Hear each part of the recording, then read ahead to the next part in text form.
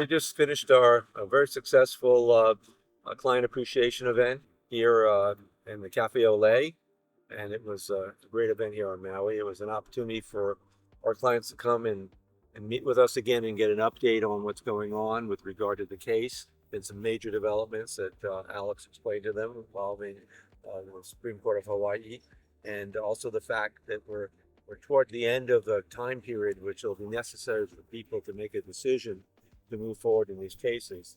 And while we're very pleased that we've gained a lot of client trust, we know that there are many other clients out there that could use our services because they've waited, but the window will close soon. In fact, it will probably close no later than August, the 2-year anniversary. Probably Sooner than that. yes. So Alex, why don't you explain to some of our people that might be listening to this tape what's going on in the case? Yeah, so around August of 2024, we came to a settlement agreement with the defendants, which includes HECO as well as the Bishop Estate and then some communication companies for $4.012 billion. As part of that, we had a settlement term sheet. The settlement term sheet in part required we resolve issues that were happening with subrogation. Subrogation is insurance companies. Insurance companies wanted an incredibly large piece of that $4 billion settlement, and that was something we, as the plaintiff's attorneys, was not going to agree to. So we had continued mediation with them, and ultimately we took them to court. Judge Cahill in Hawaii State Court ruled that subrogation's exclusive right to remedy was through a lien holder process. What that means is when someone resolves a claim, insurance can put a lien in their name for some of the proceeds that they paid on their behalf, and that's how it would get resolved, and that subrogation does not have an independent right to recovery. So the real fear was that the insurance companies were going to come in and say, okay, well, we paid off a portion of your home. Let's say you had a home that was a $2 million home and insurance paid $700,000. That was the limits of their policy because the policy was underinsured, the insurance, which probably happened a lot here on the island, where no one anticipated the complete loss of a home burnt to the ground, or they didn't reevaluate what the cost of rebuild would be. So the insurance company would come in and pay $700,000, and they wanted to directly file a claim against this trust and add up all of the different claims they paid and not go through their own policyholder. And wouldn't the effect been to almost wipe out most of the trust? In essence, subrogation had said they expected to pay around $3 billion. They'd already paid over $2 billion. And so $3 billion out of $4 billion would have left almost no money for the victims that experienced this loss. And so we were successful, and Judge Cahill in state court ruled the way we needed to.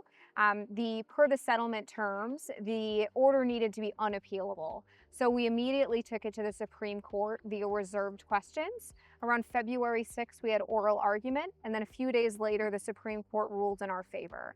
So they said that insurance's exclusive right to remedy was through a lien holder process, and they didn't have an independent right to recover, as Joe was suggesting, how they wanted to take a large pot of the settlement first. Alex, what happens if someone says, well, the insurance paid me, I'm not really wanting to litigate. What happens with the insurance at that point in time? Yeah, so there's a couple of ways people can participate in the settlement. One way is through an individual plaintiff's attorney, such as ASK and RLC. We're representing individual plaintiffs. Another way is through class. Class allocation, we came to an agreement with the class cases where they get $135 million. That's roughly 3.3% of the settlement, so a much smaller pool. The third way is that if somebody doesn't move forward with individual plaintiffs, someone doesn't move forward with class, subrogation does have the right, if they paid money on their behalf, to step into their shoes and recover for them in part of the settlement.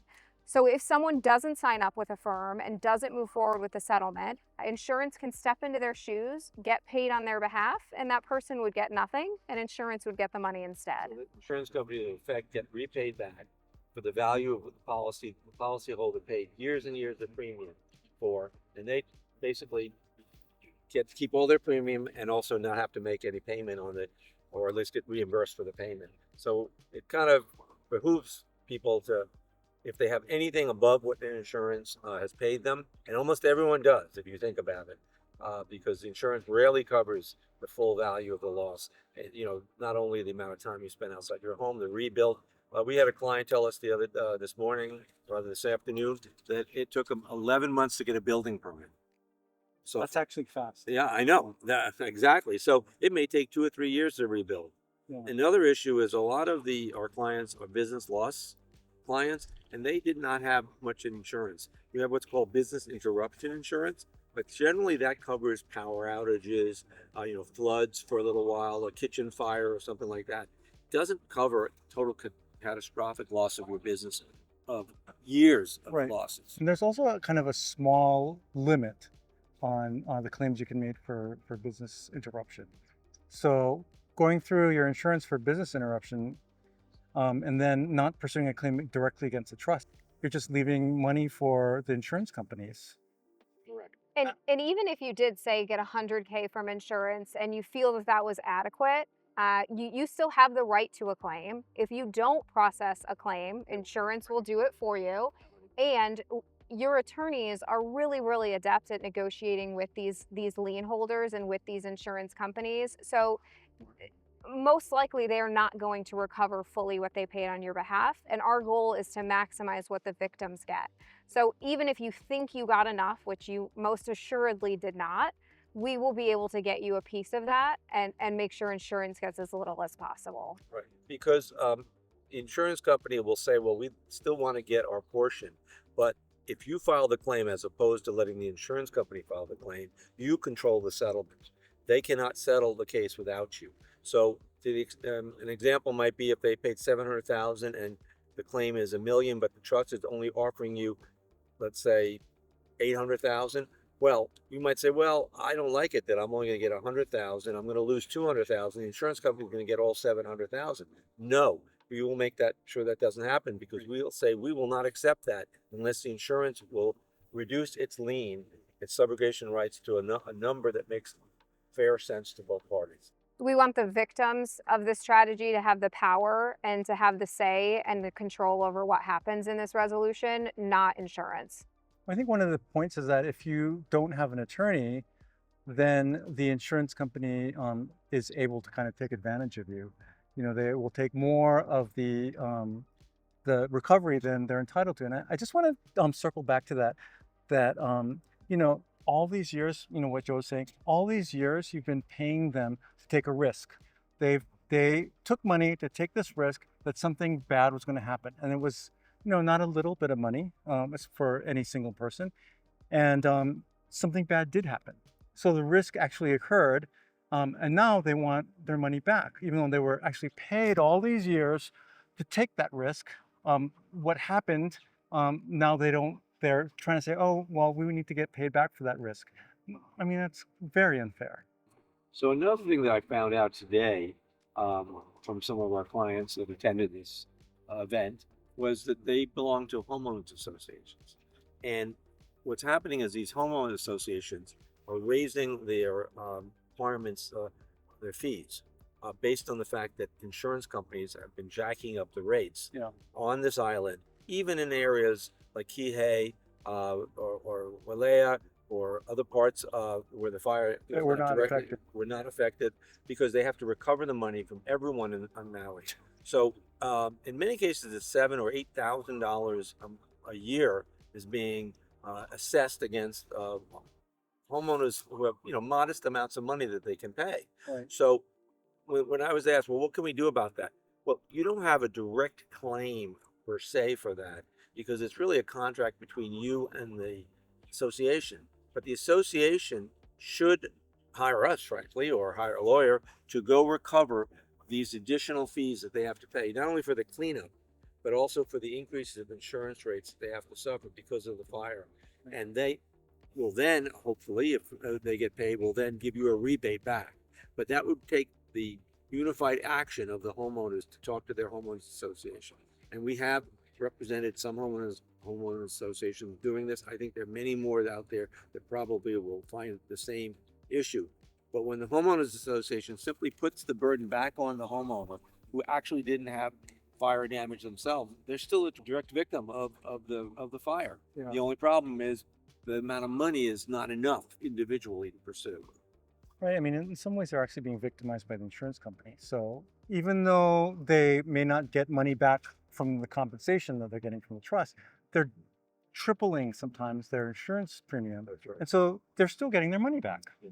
Yeah. So, I mean, So we have found more recently too, a lot of business owners are coming to us, more than they had in the past.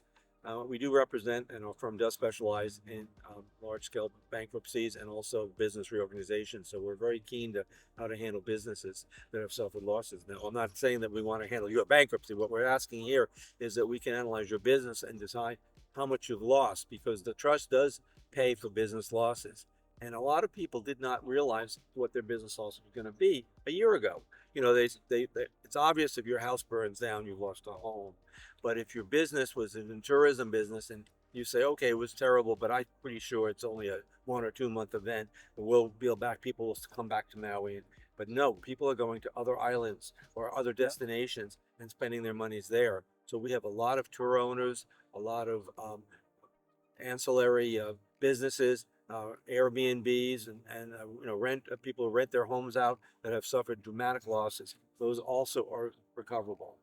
I really think that the window to sign up with a firm and make sure that you get recovery is running out. closing soon. Yeah, you know, we know at absolute latest there's a statute of limitations that runs in August of this year. If you don't file a lawsuit or have an attorney toll your claim by then, you will have no right to participate, and you will be precluded from ever bringing a lawsuit in the future. But we really think that the deadlines are gonna come up on us much sooner now that we've met the settlement terms of the settlement and it's moving forward. So we're certainly willing and able to handle more claims. We're looking forward to representing more clients if we can. We don't choose to represent everyone, but we're very picky about the clients that we choose, and the fact that we want to make sure that legitimate claims. We don't want to falsely promise people recoveries that they can't collect. And there's also going to be a limited amount of money that's going to be paid. This egg, while theoretically large at 4 billion plus, is going to be attacked by a lot of different, you know, claim owners. And for us, the most important thing is for us to evaluate your claim, make sure it's good, make sure it's documented with paperwork. And if it isn't, we'll tell you that. And if it is, we will fight like heck to get you every dollar you can get. And we will try to bounce out claims that are improper. Right. We'd never pursue a claim that wasn't real.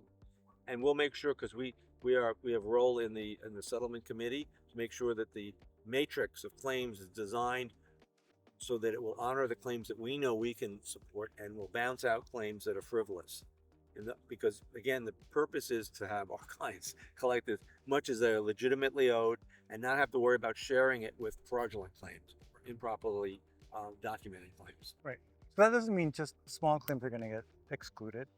It's just the claims that are not provable or that are really fake. That's right. So we are going to take claims that maybe, you know, you might not think it's a lot, but once you actually look at it, it's probably going to be much bigger than you think it is. People have lost their livelihoods, and there's no foreseeable future or way for them to get it back. So, you know, your claim is going to be probably more than you think. I mean, Maui is a unique situation because it's a purely tourist-driven, vacation-driven economy.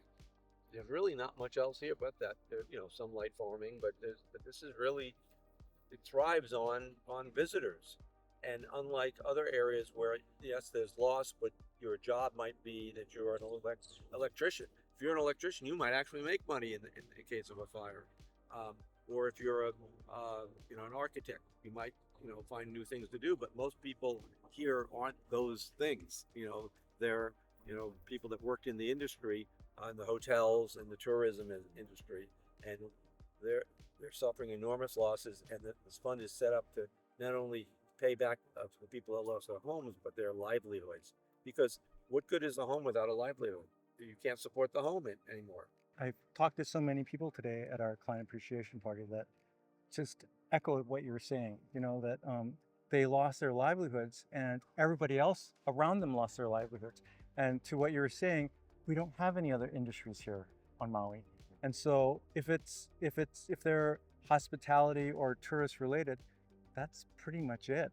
Your livelihood, your job, your business may be done. We want to do everything we can to make our clients whole. And we know that that's not possible. Right. With a tragedy like this, there will never be enough money. But whatever we can do to maximize folks' ability to recover within this settlement fund is our huge priority to us and our whole goal in doing this.